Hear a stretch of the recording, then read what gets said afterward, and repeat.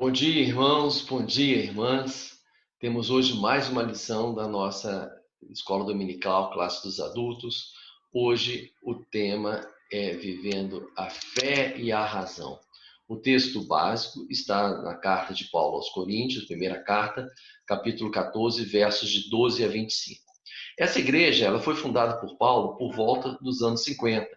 Paulo tinha permanecido lá cerca de 18 meses, então ele desenvolveu muito conhecimento e muito carinho por essa comunidade.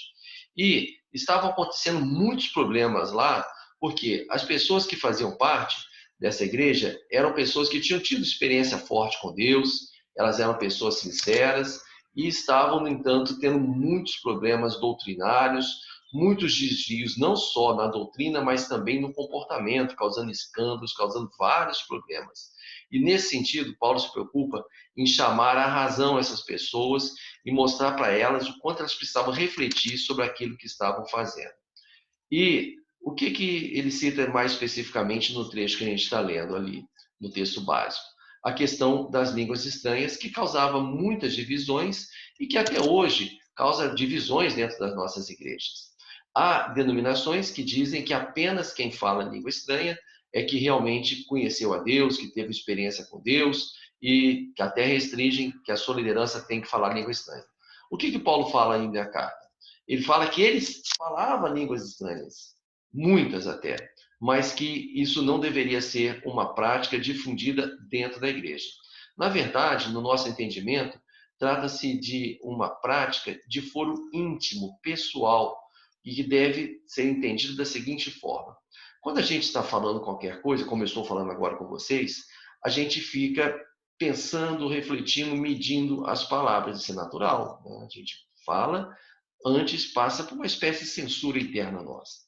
No momento que a pessoa começa a fazer uma oração e começa a ter uma experiência muito forte com Deus durante aquela oração, pode acontecer de palavras começarem a sair de maneira não controlada, de maneira não censurada, como se fosse algo da mais íntima, mais genuína expressão de amor, de comunhão, de serviço, de fé em Deus. Isso seria a língua estranha, ou seja, palavras jorrando da sua boca sem que tenham passado por uma censura prévia. Isso edifica muito a própria pessoa, mas realmente não é aquilo que deve ser estimulado e muito menos cobrado dentro da igreja, porque isso não acaba não edificando as outras pessoas, como Paulo coloca. Então ele fala que orarei com o espírito, mas também orarei com entendimento. Cantarei com o espírito, mas também cantarei com entendimento. Esse é o verso 15. Nós podemos e devemos e precisamos encontrar caminhos para a convivência entre a fé e a razão. E com isso nós estaremos cumprindo melhor a nossa missão.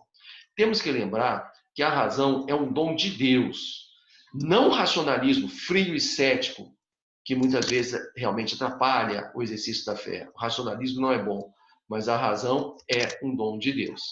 John Wesley, o fundador do metodismo, ele dizia que a razão é a lâmpada do Senhor que tem sido fixada em nossas almas para excelentes propósitos. Ou seja, Deus foi quem nos deu a razão, nos diferenciando de outros seres que ele criou, dos animais, que não têm essa mesma capacidade de racionalização que nós temos.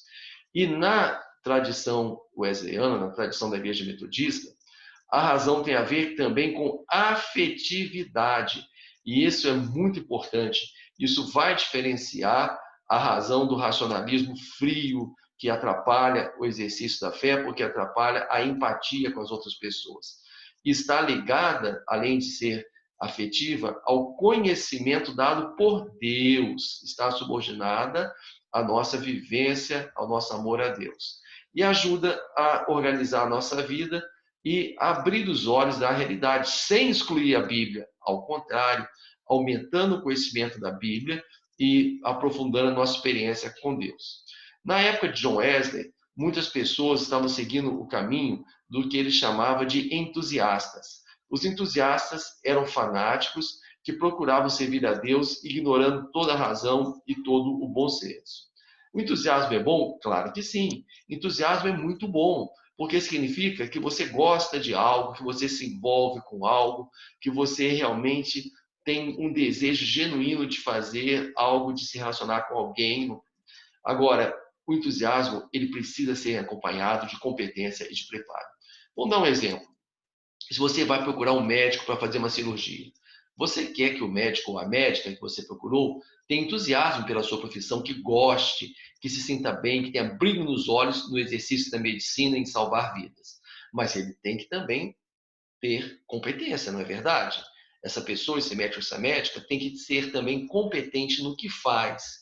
Agora, só a competência sem entusiasmo também, eu não gostaria de um médico, uma médica fria, distante, né? Uma pessoa que não estivesse ali realmente envolvida. E na época de Wesley, por outro lado, tinha o outro extremo, que eram pessoas que defendiam a razão como o caminho mais seguro para conhecimento, ignorando ou até repudiando a fé e as escrituras. Esses dois, então, extremos levou John Wesley a dizer que precisava ter um equilíbrio. No sermão de número 70, que ele pregou em 1781, ele fala, não há então algum meio termo entre esses extremos, entre subestimar e superestimar a razão? E ele conclui, certamente que há. E é o que temos que buscar nos dias de hoje. Hoje nós temos pessoas de boas intenções que valorizam a fé, mas não levam em conta o uso da razão, podem cair então em fanatismo e podem cair em grandes erros. Agora, por outro lado, tem também os manipuladores que vão aproveitar da boa-fé dessas pessoas para obter vantagens pessoais. São os lobos em pele de cordeiros, líderes religiosos que querem manter as pessoas na ignorância, sem a razão, para que possam ser mais facilmente manipulados, porque o fanático ele é facilmente manipulado. E a gente tem também o racionalismo daqueles que acham que a fé em Deus é algo obsoleto, é algo do passado, é algo de pessoas menos inteligentes. A gente tem que buscar o equilíbrio e redescobrir o valor da razão, porém, a razão associada à fé. Por quê? Apesar de ser algo bom, necessário, uma bênção de Deus, tem coisas que a razão não consegue fazer. Ela, por exemplo, não produz fé. A fé vem da experiência com Deus. É algo espiritual e que não se pode produzir através da razão. Eu vou crer em Deus porque isso é racional. Não. Eu vou crer em Deus porque eu tenho conhecido o seu amor em minha vida, porque eu tive uma experiência pessoal com ele. Também não produz esperança. Vivemos esse momento agora de pandemia, de tanta tragédia, de tanta dor, de tanto sofrimento. Não é a razão que nos dá a esperança, mas é que nós sabemos em quem nós temos crido, no seu poder, na sua misericórdia e em seu amor. Também é importante a gente saber que a fé não nos isenta de raciocinar. Nós temos que raciocinar com a fé, porque uma coisa vai complementar a outra. A fé não dará todas as respostas, porque a gente tem coisas que fogem ao nosso entendimento, fogem à nossa compreensão. Mas quando associada à razão, a gente começa a ter até um aprofundamento da fé. A razão santificada por Cristo é a ferramenta necessária para a nossa condução da vida. E quando nós a usamos, nós chegamos realmente a uma experiência mais aprofundada.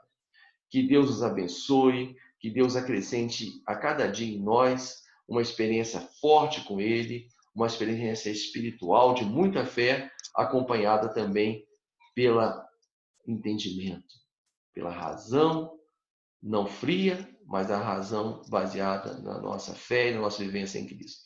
Amém.